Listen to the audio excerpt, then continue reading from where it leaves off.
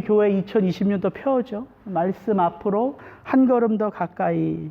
지난 한 달 이 표어가 여러분의 마음속에, 삶 속에 어떻게 구체적으로 드러나고 있는가 참 궁금해요. 말씀을 준비하면서. 이번 주에 제가요, 집에 있는데 누가 띵동띵동 해요. 나가서 이제 문을 열었더니 한국 할아버지 할머님이 이렇게 뭘 들고 이렇게 서 계신 거예요. 보면서 딱 그냥 누구겠건 이런 마음이 들었죠. 도대체 어떻게 여기 한국 사람이 있는지 어떻게 알고 오셨어요, 할아버지? 그랬더니 우리 미국 팀들이 여기를 다 돌아다니면서 한국 사람이 들어가는 집은 가보라고 알려준다는 거예요. 대단한 열심이십니다. 제가 사실 목사인데 참 너무 부럽습니다. 그랬더니 웃으면서 잘 한번 읽어보시라고 그러고 가셨어요. 누군가 내 삶을 엿보고 있구나. 물론 속속들이는 아니지만 내가 어디 사는지를 알고 있어요. 누군가. 그 열심이 있더라고요. 그래서 그런 생각이 문득 들었나 봐요. 여러분의 삶도 좀 들여다보면 도대체 어떻게 저 표를 지난 한 달 살아오셨는가, 그게 문득 제가 궁금했습니다. 여러분, 제가 혼자 은혜 받고 저 혼자 열심을 내고 저 혼자 믿음 안에서 자라가기 위하여 이 목회하는 거 아닙니다. 여러분, 함께 하는 것이 은혜고요. 함께 하는 것이 행복한 거죠. 여러분, 전후에는 어디서 생깁니까? 함께 먹고 함께 자고 함께 훈련받고 함께 벌받고 이러면서 생기는 게 전후예요. 그래서 진짜 중요한 사역은 함께 하는 거. 그게 중요한 사역입니다. 혹시 지난 한 달 하나님께 좀 더 가까이 나아가지 못한 분들이 있다면 괜찮습니다. 이번 한 달 또 새로운 마음으로 저 표를 마음에 좀 새기시면서 트라이 할 수 있었으면 좋겠어요. 그리고 저와 여러분에게 올 한 해 정말 계속해서 한번 해볼 수 있는 그런 은혜가 주님 안에서 계속되기를 축복합니다. 저는 오늘부터 앞으로 몇 주 동안 교회를 향한 사도 바울의 기도를 좀 살펴보고자 합니다. 성도들을 향한 바울의 기도. 성경에는 기도에 관한 주옥 같은 스토리가 참 많죠. 여러분들 아마 성경을 읽으면서 마음에 새기고 그려지는 그런 기도의 스토리들이 많을 거예요. 모세와 아론 훌이 그 여호수아가 아말렉과 싸울 때에 그 산 꼭대기에서 손을 들잖아요. 손이 들으면 누가 이겨요? 이스라엘 백성들이 이겨요. 손이 이렇게 떨어지면 누가 이겨요? 아말렉이 이겨요. 저는 이거 기도에 대한 아주 멋진 그림 같아요. 히스기야의 이 벽을 향한 기도, 다니엘의 때를 정하여 그 시간은 누가 뭐래든 예루살렘을 향하여 창문을 열고 엎드렸던 기도, 주옥 같은 기도들이 시편에 얼마나 많이 있습니까? 하나님의 그 축복을 감사와 찬송의 노래로 담아 하나님 앞에 올려드리고, 이 땅을 살아가면서 마치 하나님이 없는 그 부재한 것 같은 그 아픔을 탄식과 한숨에 담아 하나님 앞에 고백했던 그 시편 기자들의 그 기도를 통해서 오늘을 살아가는 우리도 기도를 배우잖아요. 예수님이 친히 가르쳐 주신 주기도문도 있어요. 근데 저는 이번 몇 주 동안 교회를 향한 바울의 기도를 한번 좀 들여다보고 싶습니다. 이유가 있어요. 새해가 되고 지난 한 달 저는 여러분에게 개별적으로 기도 제목을 받았어요. 그리고 틈틈이 여러분이 내신 그 기도의 제목을 읽어가면서 기도합니다. 근데 거기에 이제 코멘트를 단 분이 있어요. 목사님, 기도해 주셔서 감사합니다. 목사님, 저도 목사님을 위해서 기도하고 있으니까 힘을 내세요. 근데 한 분이 기도 제목을 쭉 써주고 제일 밑에 이렇게 코멘트를 다셨어요. 목사님, 제 자신이 기도를 못하는데 목사님께 떠맡기는 것 같아 죄송한 마음이 있습니다. 저도 더 열심히 기도하기를 기도합니다. 이게 제일 밑에 이렇게 있는 거예요. 근데 그 집안의 기도 제목을 쭉 제가 읽어가면서 다 기도를 하면서 그 문구가 계속 제 눈에 들어오잖아요. 그러면서 내가 도대체 왜 우리 성도들 그 개인의 기도 제목들을, 그 집안의 기도 제목들을 기도하고 있는가 생각해 보게 되었어요. 전에면 그런 생각 없었어요. 내가 목사니까, 새해가 됐으니까 당연히 그냥 그렇게 기도 제목을 받고 기도하는 줄 알고 기도해 왔거든요. 근데 계속 그걸 들여다보면서 기도하다 보니까 내가 왜 우리 성도님들, 그 성도님들의 개인의 기도 제목들을 가지고 기도하는지를 생각해 보게 되었다는 거예요. 여러분, 저에게 어떤 특별한 기도의 영빨이 있어서 여러분 기도 제목 달라고 하는 거 아닙니다. 저에게 무슨 특별한 특별한 기도의 은사가 있어서 전화만 하면 기도하고 끊죠. 이렇게 해서 기도하는 거 아니에요. 그런 영빨 없습니다. 기도의 능력은 사람에게 있지 않아요. 하나님께 있어요. 누구든 기도할 수 있어요. 또 제가요, 젊기에, 여러분보다 좀 어리기에 성도님들 기도 제목 다 저에게 주시면 제가 좀 그 책임 좀 맡아서 제가 한번 해보겠습니다. 그런 마음은 또 없어요.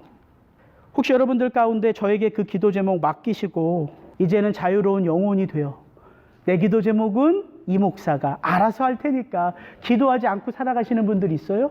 없잖아요. 그런 마음이라면 기도 제목도 안 줬겠죠, 저한테. 그런 마음은 없을 거라고요.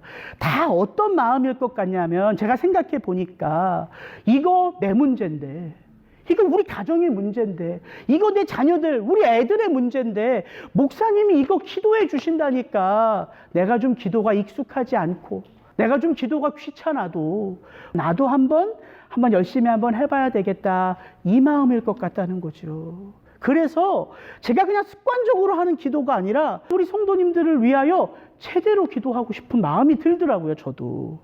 근데 그때 제가 어디를 읽고 있었냐면 서신서들을 읽고 있었어요. 여러분들은 이제 새해가 되고 창세기부터 성경 읽으시죠? 저는 뒤에서부터 읽어가요. 그래서 서신서들을 쭉 다 읽었어요. 서신서들을 읽으니까 뭐가 보여요? 바울이 편지를 띄운 그 교회와 그 성도들을 향한 바울의 기도문이 보이는 거예요. 그럼 사도 바울이 어떤 사람입니까? 신약 성경 27권 중에 13권의 서신서를 기록한 하나님이 친히 택하신 이방인의 사도입니다. 그는 자신을 이렇게 고백해요. 내가 히브리인 중에 히브리인이요, 율법으로는 바리새인이요, 열심으로는 그 누구의 뒤질 자가 없고 율법의 의로는 흠이 없이 살아왔습니다. 고백하는 게 바울이에요. 근데 그런 그가 지금까지 살아왔던 그 삶이요, 송두리째 바뀌어요. 누구를 만나고 나서? 예수님을 만나고 나서, 예수 안에서 거듭나고 나서. 그래서 예수 믿는 자들을 잡아 죽이기에 혈안이 되었던 바울이 예수 때문에 죽는 자로 변화되어 살아가고 있습니다. 사도들 가운데 가장 많은 교회를 개척한 게 사도 바울이에요. 뭐 비교할 수는 없지만, 그 비교 자체가 중요한 건 아니지만 사도들 가운데 가장 뜨겁게 복음을 전했던 것이 사도 바울입니다. 근데 그는 자신을 어떻게 고백하냐면 이렇게 고백해요. 나는 사도 중에 지극히 작은 자라. 내가 하나님의 교회를 핍박하였으므로 사도라 칭함을 받기에 감당치 못할 자로라. 그러나 나의 나된 것은 하나님의 은혜로 된 것이니 내게 주신 그의 은혜가 헛되지 아니하여 내가 모든 사도보다 어떻다고요? 더 많이 수고하였으나 누가 한 게 아니라고요? 내가 한 게 아니요 오직 나와 함께 하신 하나님의 은혜로라. 아마 이 말씀 좋아하시는 분들 많을 거예요. 저도 참 좋아해요. 여전히 지금 이 땅을 살아가는 주의 백성들 가운데에도 하나님 되심을 그 마음 깊이 체험하며 주님의 몸된 교회를 수고하고 애써도 내가 잘한 것, 내가 대단한 것이라고 고백하는 자들이 없잖아요. 왜? 이게 다 하나님의 은혜로 된 것이기에. 그래서 이 바울의 고백이 여전히 은혜의 시대를 살아가는 우리의 마음에 감동의 여운으로 남아있는 것 아닙니까?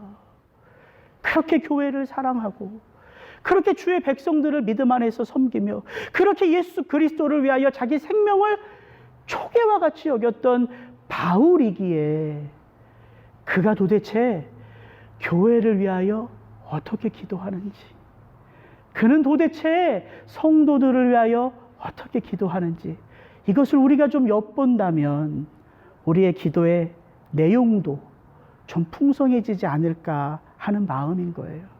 그래서 앞으로 몇 주 동안 그 교회들을 향한 바울의 기도를 좀 살펴보기를 원합니다. 오늘은 그 첫 번째 시간으로 골로새 교회예요. 여러분, 골로새 교회는요, 바울이 개척한 교회가 아닙니다. 바울이 고린도 교회, 에베소 교회, 빌립보 교회 다 바울이 개척했잖아요. 근데 이 골로새 교회는 바울이 개척한 교회가 아니에요. 그리고 바울이 가보지도 못한 교회예요. 바울이 2차 선교 여행 때 주로 어디에 있었냐면 소아시아의 에베소에 좀 오래 머물러 있었어요. 거기서 두란노 서원에서 2년 동안 하나님의 말씀을 강론했어요. 그 장면을 누가는 사도행전에서 이렇게 기록해줘요. 바울이 제자들을 따로 세우고 두란노 서원에서 날마다 강론하니라. 2해 동안 이같이 하니 아시아에 사는 자는 유대인이나 헬라인이나 다 주의 말씀을 듣더라. 아시아에 있는 자들은 거의 다 주의 말씀을 듣더라. 에베소에서 한 160km 정도 떨어진 골로새에서 이 에바브라가 내려와서요, 바울로부터 복음을 듣습니다. 그리고 골로새로 돌아가 우리가 잘 아는 빌레몬 알죠? 빌레몬. 그 오네시모의 주인, 그 빌레몬과 함께 시작한 게 골로새 교회예요. 그래서 골로새 교회는 에바브라와 빌레몬을 통해서 세워진 교회입니다. 골로새서 1장 7절 8절에 보면 이것을 이렇게 설명해 줘요. 이와 같이 우리와 함께 종된 누구? 사랑하는 에바브라에게 너희 골로새 성도들이 배웠나니 그는 너희를 위하여 그리스도의 신실한 일꾼이요 성령 안에서 너희 사랑을 우리에게 고한 자니라. 골로새서 2장 1절에도 보면 내가 너희와 라오디게아에 있는 자들과 무릇 내 육신의 얼굴을 보지 못한 자들을 위하여 어떻게 힘쓰는 것을 너희가 알기를 원하노니. 지금 바울은 어디에 있어요? 로마의 감옥에 있습니다. 그리고 이 골로새서를 써서 보내는 거예요. 근데 바울이 뭐라고 보내요? 내 육신의 얼굴을 보지 못했던 너희들, 가보지 못했던 거예요. 그리고 골로새서 4장에도 보면은요, 바울이 로마에서 오네시모를 골로새 교회로 보내면서 빌레몬에게 부탁하잖아요. 그가 너를 피해서 도망쳐 왔지만 이제 그는 변화된 삶을 살았다. 그는 나의 제자다. 빌레몬아, 나를 대하듯이 오네시모를 대해라. 그러면서 오네시모가 나에 대하여 가지고 간 소식을 너희가 잘 듣고 나를 위해서 기도해다오. 이렇게 부탁하는 장면이 나옵니다. 그래서 바울은 골로새 교회를 가보지 못했지만 에바브라와 오네시모를 통해서 이 골로새의 소식을 잘 듣고 있었던 거예요. 그런 그가 이 골로새 교회의 소식을 듣고 어떻게 이 골로새 교회를 바라보고 있는지가 이제 1장 3절입니다. 같이 한번 읽겠습니다. 우리가 너희를 위하여 기도할 때마다 하나님 곧 우리 주 예수 그리스도의 아버지께 감사하노라. 바울이 이 편지의 서신을 시작하면서 어떻게 시작해요? 내가 너희를 위하여 계속해서 기도하고 있어. 이렇게 시작해요. 바울이 골로새 교회를 향한 기도는 일시적인 기도가 아니에요. 그냥 한 번 기도하고 말았던 게 아니에요. 내가 이 로마의 감옥에서 너희들을 생각할 때마다 너희들을 위하여 기도하고 있어. 이 말이에요. 얼마나 자주 기도했는지는 알 수 없어요. 그러나 바울은 주기적으로 골로새 교회를 위해서 기도했습니다. 여러분, 기도의 능력은 어디서 올까요? 어쩌다 한 번에서 올까요? 끊임없이 포기하지 않고 continue to pray 하는 데서 올까요? 끊임없이 포기하지 않고 기도하는 데서 와요. 한나의 기도, 제가 설교 때 몇 번 인용하잖아요. 사무엘의 엄마 한나. 그가 그 자식이 없어서 원통한 마음들을 가졌지만 남편이 그 실로에 올라가서 제사를 드릴 때마다, 예배할 때마다 뭘 포기하지 않아요? 그 예배의 자리를 포기하지 않아요. 그 기도의 자리를 포기하지 않아요. 그러니까 늘상 해마다 몇 번씩 드렸던 그 예배 가운데 아무 은혜도 못 받다가 어느 날 그 기도를 포기하지 않으니까, 그 예배를 포기하지 않으니까 그가 하나님을 만나요. 그래서 사무엘을 잉태해요. 그 하나님을 만나 사무엘을 잉태하고 하나님께 바친 거는 한나의 인생 가운데 한 번 일어난 일이잖아요. 근데 그게 한나 인생의 전체를 주관합니다. 여호와로 말미암아. 여러분, 이것이 계속해서 기도하는 분들에게 주어지는 축복이에요. 저는 마음의 소망이요, 저희 교회에도 중보기도 팀이 좀 생겼으면 좋겠어요. 물론 여러분들이 각자 서로를 위해서 기도하시는 것은 아는데 저희가 좀 팀이 돼서 교회에 와서도 혹은 뭐 집에서 시간을 정해놓고 그렇게 중요한 이슈를 놓고 기도하는 거예요. 그리고 응답받은 건 리스트하는 거예요. 하나씩 지워가는 거예요. 그리고 응답받지 못한 건 때로는 금식하면서 열심히 기도하는 거예요. 제가 설교 듣는 거 참 좋아하는데요, 설교 들을 때마다 참 뭐가 부럽냐면 이런 목사님들 많잖아요. 이 시간도 저를 위해서 기도하는 기도팀들이 많습니다. 그 들을 때마다 좀 부러워. 나는 이 시간에 기도하는 분들이 없어서 이렇게 설교가 약한 건가? 이런 생각도 좀 들고, 그래서 좀 우리 교회도 그렇게 좀 기도하는 팀들이 있었으면 좋겠다 여담으로 좀 드립니다.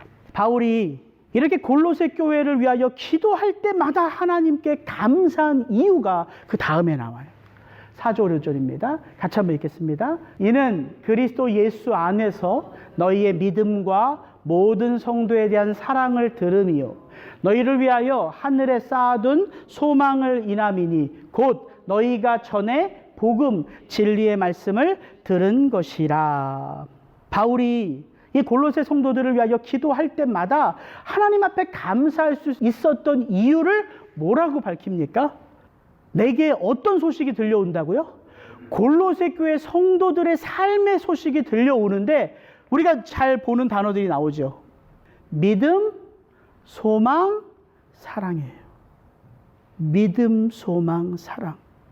바울이 지금 이 골로새 교회 사람들의 뭘 듣는다고요? 그들 안에서 시작된 믿음의 삶, 그들 안에서 시작된 사랑의 삶, 그들 안에서 시작된 소망의 삶이에요. 이거는 골로새 교회에만 나오는 게 아니라요. 데살로니가 전서에도 나오고요. 고린도 전서에도 나와요.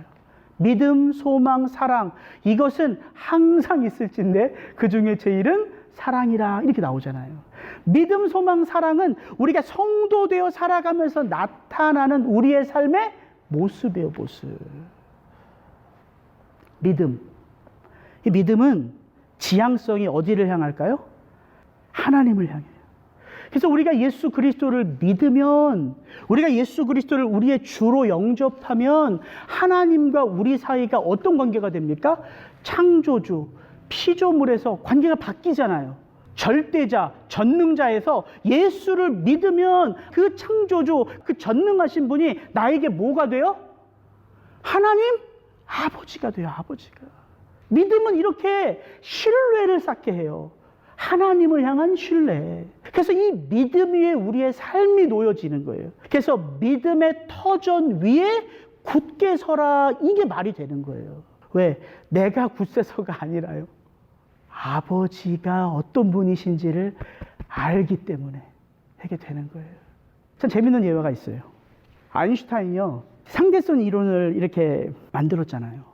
각 주변의 대학교에 강의를 이렇게 하러 다니는데 늘 조교를 데리고 다녔대요. 당연하죠. 조교가 이제 운전하고 교수님이 딱 내리면 강연하는 거예요. 근데 이 조교가요, 수십 번을 그 교수님이 강연하는 걸 보니까 그 강연을 다 외운 거예요.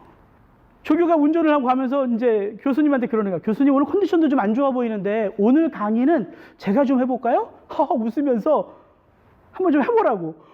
그 강의를 달달달달 외우는 거예요. 그러니까 이 교수님이 웃으면서 어차피 내가 그 자리에 가서 뒤에 있으니까 그럼 요번에 한번 자네가 한번 해보라고. 조교가 떡하니 자기가 진짜 아인슈타인인 것처럼 강연을 막 하는 거예요. 아인슈타인 교수 뒤에서 이렇게 팔짱을 딱 끼고 있다 보면서 야, 참 대단한 놈이네 저거. 그러고 있는데 그 학교 교수님이 다 강의가 끝나고 나서 질문을 한 거예요. 질문을. 아인슈타인 교수님이 이제 재밌는 거야. 저 녀석이 도대체 저걸 어떻게 해결할까? 교수님이 이젠 좀 내가 나서야 되겠다 싶은데 이 조교가요, 아니 그냥 너무 뻔뻔하게 웃으면서 그 질문을 다 받은 다음에 이렇게 그 교수님한테 얘기했대요. 교수님 그 참 뭐 좋은 아이디어인데 그 정도는 꼭 제가 뭐 설명할 필요가 없고 저기 뒤에 보이는 제 조교가 설명해 줄 거라고. 저 뒤에 보이는 조교가 누구예요? 아인슈타인이에요. 제가 그 예화를 어느 책에서 읽으면서 기가 막히다. 우리가 이 땅을 살아가면서 믿음으로 살아가는 것은요, 우리가 그 답을 다 알기 때문이 아니에요. 다 알기 때문이 아니에요. 우리가 그 문제를 해결할 수 있는 능력이 있기 때문도 아니에요. 그럼 이 비유를 통해서 우리가 뭘 알 수 있어요? 누구를 알아요? 해결할 수 있는 분을 알아요. 그분이 나와 함께해요. 이것을 아는 게 믿음이잖아요. 그게 임마누엘 아닙니까? 임마누엘, 내가 너희와 항상 함께하리라. 여러분, 이게 신앙이거든요. 그래서 이 믿음은 하나님 안에서 견고하게 서는 거예요. 그래서 그 지향성이 하나님을 향해요. 이렇게 우리가 이 믿음을 가지고 살아가면 그냥 만사가 형통이냐? 아니요. 끊임없이 우리에게 뭐가 와요? 하나님을 신뢰하는 걸 깨뜨리는 삶이 일어난다고요. 그게 의심이고 두려움이고 염려예요. 그래서 성경에 그렇게 많이 나오는 거예요. 염려하지 마라, 두려워하지 마라, 의심하지 마라, 내니 두려워하지 말지어다. 너희는 이 참새보다 더 소중해. 아버지가 너희의 머리카락까지도 세. 그러니까 의심하지 마. 이런 말씀들이 우리에게 계속 반복되잖아요. 그럼 성경은 우리가 어떤 자라고 말하냐면요, 이렇게 말해요. 히브리서에서는 우리는 뒤로 물러가 멸망할 자가 아니요. 왜 우리가 뒤로 물러갈까요? 왜 우리가 어떤 문제 앞에서 자꾸 주춤주춤할까요? 하나님을 향한 신뢰가 무너지니까요.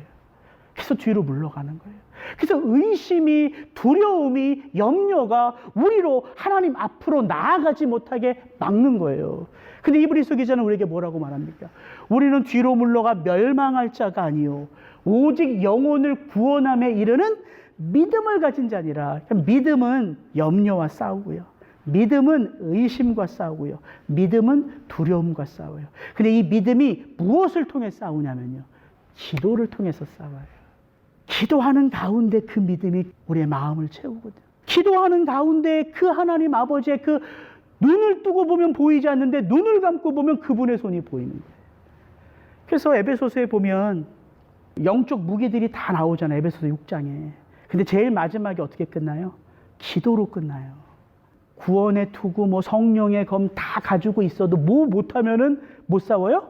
기도 안 하면 못 싸워요. 그냥 모든 것이 기도를 통해서 드러나는 파워이기 때문에. 그래서 요한계시록에 보면요, 이게 참 되게 무서운 말씀인데 이렇게 나와 있어요. 그러나 두려워하는 자들과 믿지 아니하는 자들과 흉악한 자들과 살인자들과 음행하는 자들과 점술가들과 우상숭배자들과 거짓말하는 모든 자들은 어디에 들어간다고요? 불과 유황으로 타는 못에 던져지리니 이것이 둘째 사망이에요. 이 둘째 사망에 들어가는 수많은 사람들 가운데에 제일 먼저 나오는 게 뭐예요? 두려워하는 자들과 믿지 않는 자들이 동격이에요. 제가 깜짝 놀랐어요, 이 말씀 보고. 그래서 두려워하지 말아야 돼요. 믿음 안에 서 있으면 두려움을 이길 수 있기 때문에요. 그래서 이렇게 하나님을 향한 믿음이 견고해지면요, 어떤 삶이 일어나냐면 사랑의 수고가 일어나요. 사랑은 그 지향성이 어디를 향한다고요? 네, 우리 이웃을 향한다고요. 그래서 믿음의 역사, 사랑의 수고예요. 사랑의 수고.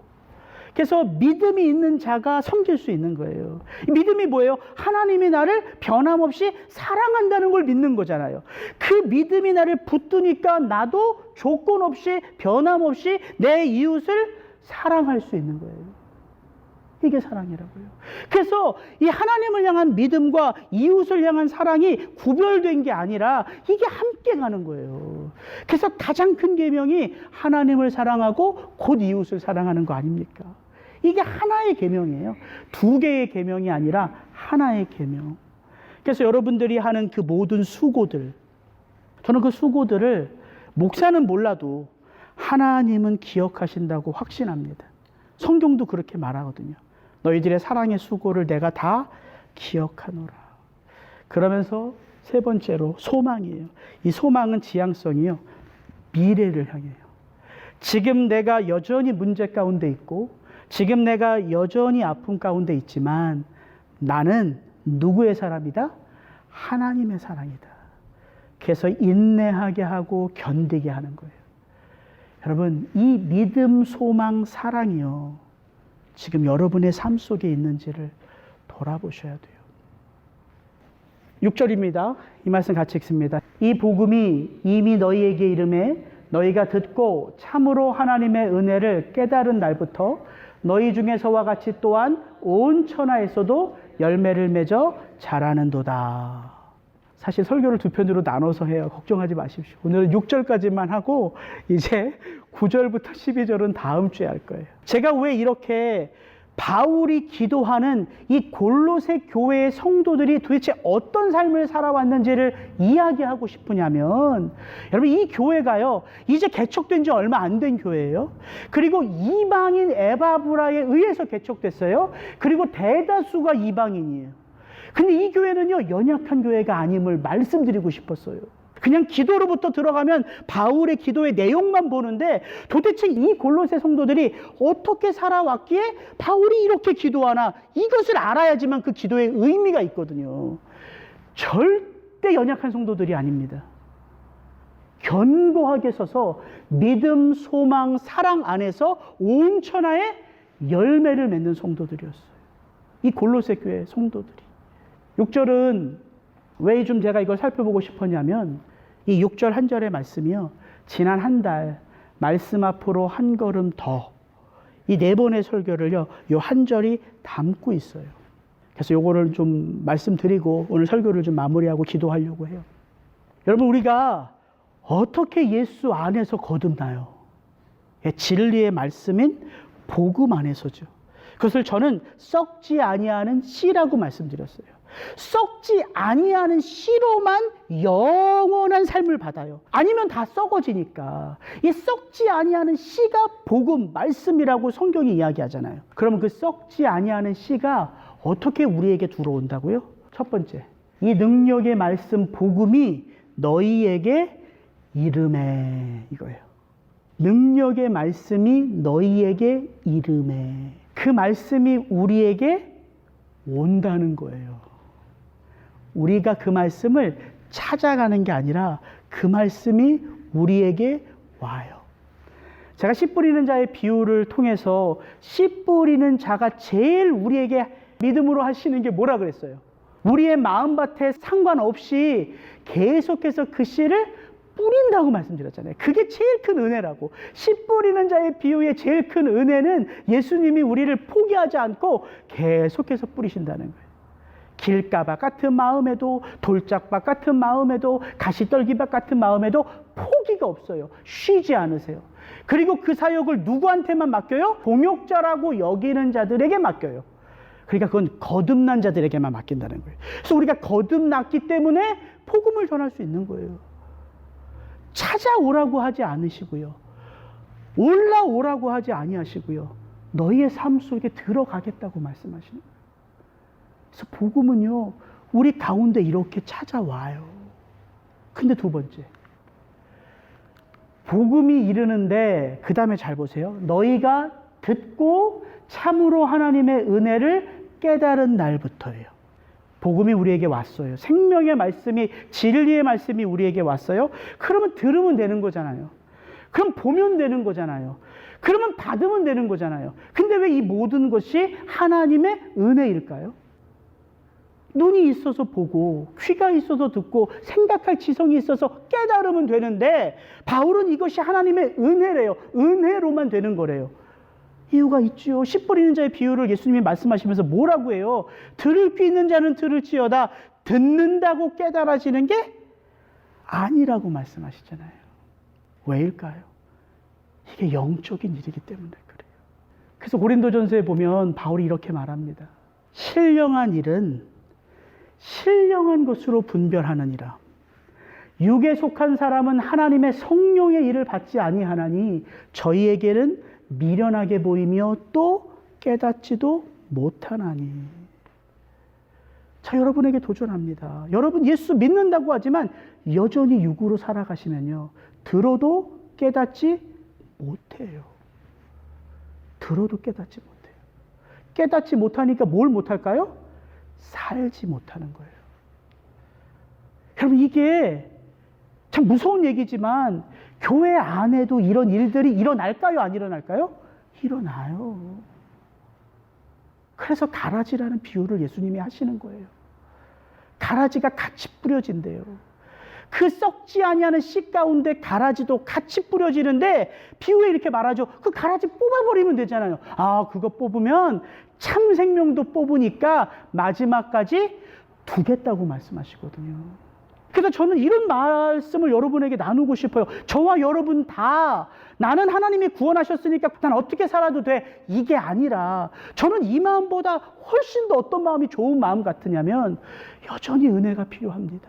여전히 그 말씀을 깨달아야 하고 여전히 그 말씀 안에서 하나님의 뜻을 찾아야 하고, 이 마음이 저는 더 귀한 마음 같은 거예요. 그래서 제가 이런 말씀 드렸잖아요. 우리가 어떤 마음으로 하나님의 말씀을 받아야 되나? 베레아 사람들, 여러분 꼭 기억하십시오. 그냥 육신의 귀로 듣는 게 아니에요. 베레아 사람들은 어떻게 들었다고요? 간절한 마음으로 말씀을 받고. 간절한 마음이 어떤 마음이라고요? 성령이 준비시키는 마음, 성령이 열어주시는 마음, 성령이 깨닫게 해주시는 마음. 그래서 성경은요, 그냥 읽는 게 아니에요. 똑똑하다고 성경 해석하는 거 아닙니다. 하나님의 마음과 하나님의 뜻이 패역한 우리들에게 어떻게 주어지고, 우리가 새 창조의 그 은혜를 입었을 때 어떻게 새 창조의 삶이 우리에게 펼쳐지는지를 성경은 장황한 스토리로 주는 거예요. 스토리로. 그래서 이것을 성령의 조명하심으로 해석할 수 있는 거거든요. 그래서 경을 사사로이 풀지 말라고 베드로 사도가 이야기한 것을 제가 나눴잖아요. 그래서 여러분, 성령 앞에 겸손한 마음으로 말씀을 들으시는 거예요. 그 말씀을 받는 거예요. 그래야지만 그 말씀 안에서 깨달음이 와요. 그래서 여러분, 깨달아지면 그 다음에 어떤 일들이 일어난다고요? 성경을 날마다 상고한다. 상고한다는 건 띵크하다가 아니라 인베스티게이트하다. 살아보다, 트라이해보다. 제가 이렇게 말씀드렸잖아요. 깨달아질 때 사라지게 되고요, 사라질 때 자라게 돼 있는 거예요. 그게 이 말이에요. 세 번째, 하나님의 은혜로 깨닫는 날부터 너희 중에서와 같이 온 천하에서도 열매를 맺어 자라는도다. 골로새 교회 성도들이요, 온 천하를 다니면서 복음을 전해서 온 천하까지 열매를 맺은 거예요? 그런 거 아니에요. 저 온 천하라는 말은 쉽게 생각하면 골로새 교회 성도들의 삶 속에 살아있는 능력의 말씀이 들어오니까 이전에 살던 삶이 반복되는 게 아니라 그들 안에 믿음, 소망, 사랑의 삶이 시작되고, 그런 사랑의 삶들이 그들이 만나는 사람들에게 무엇으로 또 전해질까요? 복음으로 전해지는 거예요. 그 얘기를 하는 거예요. 그들이 만나는 모든 자들이 진리 안에 살아가니까. 진리가 뭐예요? 거짓을 밝히는 게 진리 아닙니까? 그래서 내 삶이 진리 안에 들어가야지만 거짓된 삶인 것이 밝혀지는 거예요. 그게 밝혀져야지만 돌이킴이 일어나는 거죠. 어디 성경이 구원받은 다음에 구원받기 전과 똑같이 네 마음대로 살아, 어디 있어요 그런 말씀들이? 전부 다 신약은요, 뭐라고 나오냐면요, 부르심에 합당한 삶을 살아라, 이렇게 나와요. 부르심에 합당한 삶, 하나님의 뜻에 합당한 삶, 네가 구원받은 자에 합당한 삶, 이게 열매 맺는다, 자라간다는 말로 계속 반복되는 거예요. 그래서 여러분, 신약 성경을 한번 읽어보세요. 어떤 표현들이 많이 나오나? 행함에, 행함에, 행함에, 행함에요. 상상한 것보다 엄청 많이 나와요. 그러니까 교리 자체의 의미가 있는 게 아니라, 바울이 그렇게 논리적으로 우리에게 복음의 교리를 가르쳐주는 이유는 교리가 곧 뭐기 때문이에요? 삶이기 때문이에요. 그래서 이거 두 개는 같이 가는 거예요. 교리가 삶의 테두리를 정해주기 때문에. 그래서 오늘 말씀을 마칩니다. 여러분 집에 가셔서 골로새서 1장부터 4장까지를 한번 좀 읽어보세요.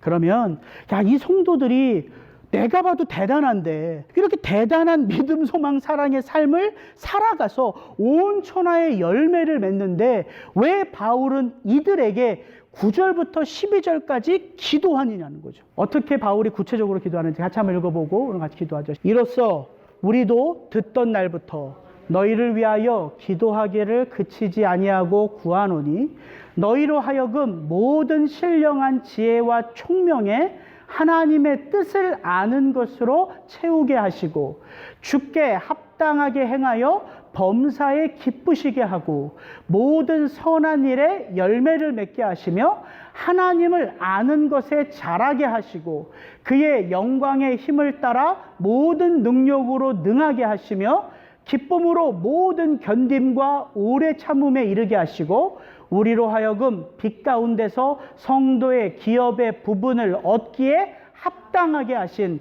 아버지께 감사하게 하시기를 원하노라. 같이 기도하겠습니다.